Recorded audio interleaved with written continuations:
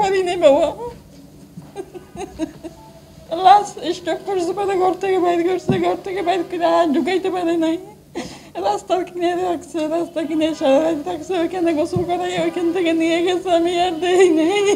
এমন বকি যেত বাবারে সাজাইয়া কেমন করে দিলি আমাদের দেয় নেই, বাড়ির ভিতরে ঢুকান যায় নাই, কেমনে আনুমা সারাটা রাত পাহারা দিয়েছে আমার 2 ছেলে এখানে বসে।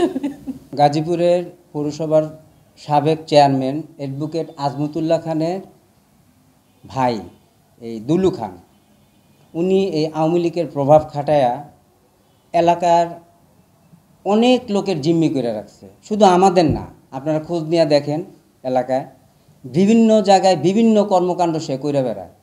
সে এলাকায় কোনো একটা ডেভেলপ যদি করতে যায়, তারে টাকা দিতে হবে, নাহলে তারে ফ্ল্যাট দিতে হবে, যে কোনো একটা করতে হবে, আর না দিলে কাজ বন্ধ।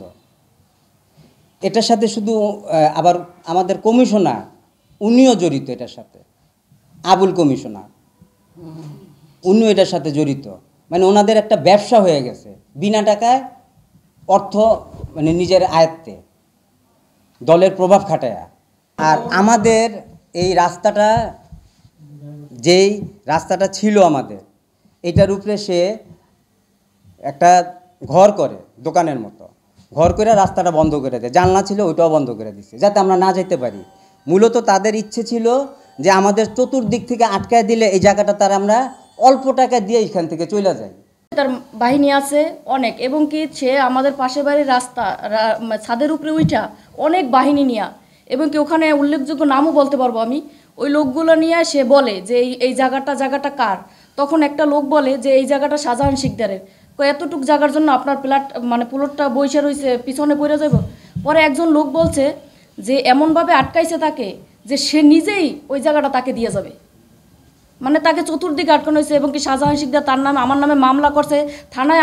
আমার নাম শুনে আমার কাছে ফোন দিয়েছে যে অমুকে আপনার নামে তো মামলা করছে। পরে আমি বলার পরে সে মামলা আবার উঠাই নিছে, মানে আমার শ্বশুরের নাম ধরে বলছে।